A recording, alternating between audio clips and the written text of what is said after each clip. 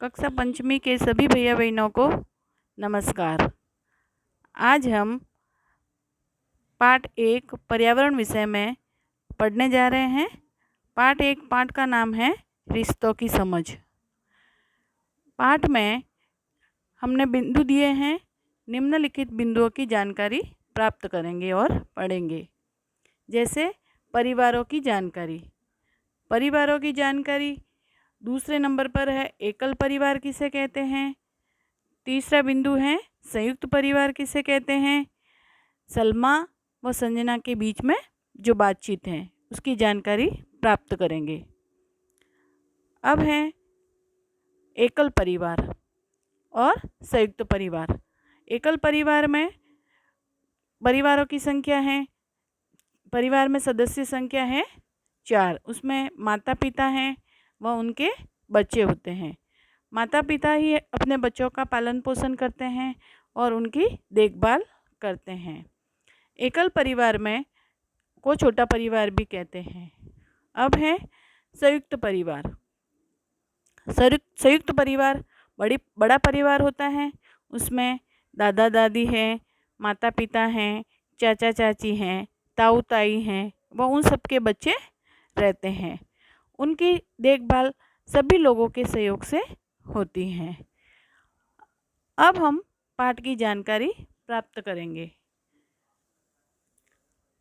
पाठ में सलमा व संजना के बीच में जो बातचीत हो रही है उनकी हम जानकारी करेंगे। संजना और सलमा स्कूल में साथ साथ पढ़ते हैं। संजना एक दिन बहुत उदास थी। सलमान ने उससे पूछा, आज तुम इतनी उदास क्यों हो? संजना ने कहा, मेरी माँ की तबीयत खराब है।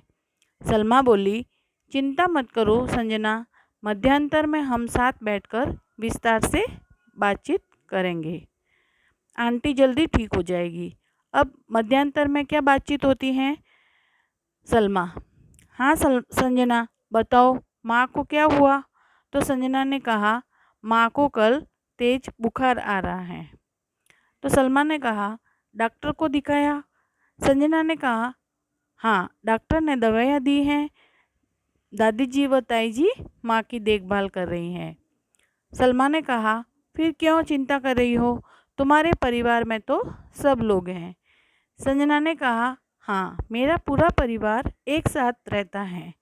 संजना का परिवार संयुक्त परिवार था जो सभी साथ में रहते थे।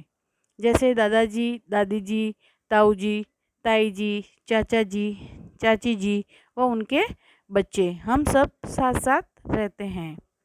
सलमा ने कहा, तुम बिल्कुल चिंता मत करो, तुम्हारे घर में सब मिलकर माँ की अच्छी तरह देखभाल कर रहे हैं। देखना वो 1-2 दिन में ठीक हो जाएगी। मेरे घर पर केवल मेरी माँ, पिताजी व मेरी छोटी बहन है।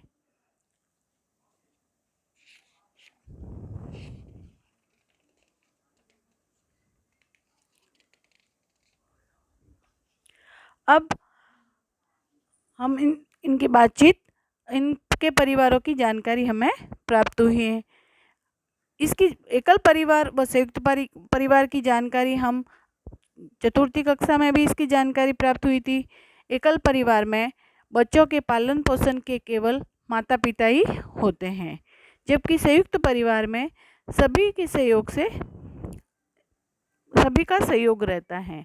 अब है परिवार के सदस्य।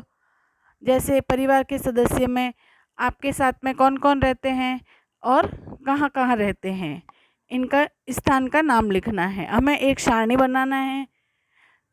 तो जैसे परिवार के सदस्य हैं तो परिवार के सदस्य का नाम लिखना है और वो कहाँ रहते हैं, आपके साथ में रहते हैं या नहीं रहते हैं, इनकी जानकारी हमें आपको कॉपी में लिखनी है। जैसे दादाजी है तो आपके साथ में रहते हैं या नहीं रहते हैं, दादी जी हैं, ताऊ जी हैं, ताई जी हैं, पिताजी हैं, माता जी, चाचा जी, चाची जी, इन सभी की जानकारी हमें रखनी है। तो वो आपके साथ में रहते हैं या आपसे अलग रहते हैं।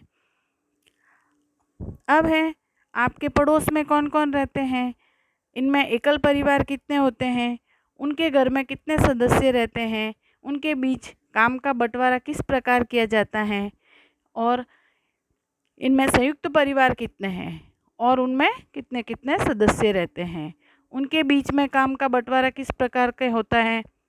संजना का परिवार एकल परिवार होता तो उसकी माँ की देखभाल कौन कौन करता। अगर संजना का परिवार छोटा होता तो उनकी देखभाल, माँ की देखभाल कौन करता। तो ये आप पता लगा सकते हैं, खुद भी ध्यान रख सकते हैं कि भाई अगर बड़े परिवार में तो सभी देखभाल कर सकते हैं घर में जो भी है, और अगर एकल परिवार रहता है तो केवल उनके बच्चे ही रहते हैं और पिताजी रहते हैं, तो वो ही देखभाल करेंगे। अब आपको एक परिवार का वंश वृक्ष बनाना है।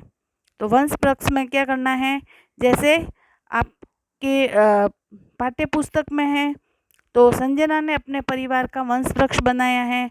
तो उसमें सबसे पहले परदादा जी, पर नानी जी, दो अलग अलग सदस्य हैं, उनके परिवारों के नाम लिखने हैं। जैसे अंधाराम जी हैं तो परदादा जी हैं, और उसके दादाजी हैं मोतीलाल जी, जगदीश जी हैं पिताजी, और संजना स्वयं।